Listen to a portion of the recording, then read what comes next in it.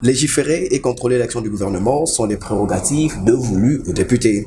Alors, selon vous, quels sont les points sur lesquels la nouvelle législature devra se pencher en priorité? Non, mais parce que vous voulez me dire que certaines personnes qui postulent à ce poste disent que les députés peuvent construire, ils peuvent acheter. Non, faut parler sérieusement un peu dans cette histoire. Un député, comme vous l'avez dit, il légifère et il contrôle l'action du gouvernement. Et dans la mesure où il a été élu par le peuple, il ne se déplace pas vers l'exécutif. Et il déplace l'exécutif vers cet hémicycle qu'est l'Assemblée provinciale parce qu'il représente la population.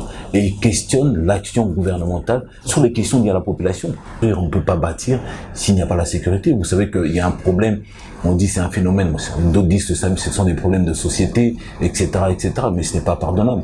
On a ce problème communément appelé Kuluna. Bon, c'est un banditisme urbain. On a eu affaire, nous faisons face à ce qu'on appelle la violence juvénile. Vous avez le banditisme urbain et puis il y a la criminalité. Et il faut appeler les faits par leur nom. Lorsque demain vous allez au niveau du parquet, vous dites que je porte plainte contre un Kuluna. Qu'est-ce qu'un Kuluna? À l'époque, c'est vrai que ça venait aussi, à l'époque, Kuluna, c'était un terme, on disait Tokenosa la Kuluna, c'est Tokenoï Bamuke.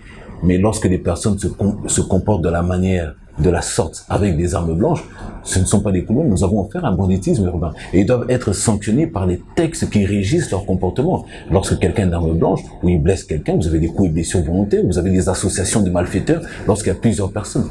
Et c'est ça qui est important, qu'il faut vraiment prendre en compte. Nous avons compris que le problème de la sécurité est national. La police, elle est nationale. Et nous avons cette loi, la loi portant organisation et fonctionnement de la police, qui place la police dans le régime de sanction de fonctionnement au niveau national. Que ce soit le bourgmestre, que ce soit le gouverneur, ne peut pas révoquer un commissaire provincial.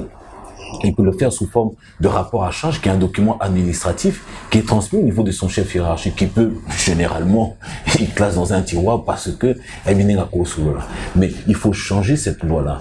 Et c'est pour ça que nous voulons aller au national, pour qu'il soit placé au régime de sanction, même de nomination, au niveau du gouverneur de province. À l'époque, nous avons la gendarmerie, parce que, actuellement, c'est comme si maintenant vous avez et le gouverneur ou le bourgmestre que, par exemple, révoquer ou chasser un commandant SIAT ou un commissaire provincial, il ne peut pas le faire. C'est comme si vous étiez dans votre maison, vous avez des enfants, les enfants sont en train de tout casser, vous voulez les punir, il faut attendre le grand-père. Soyons sérieux quand même.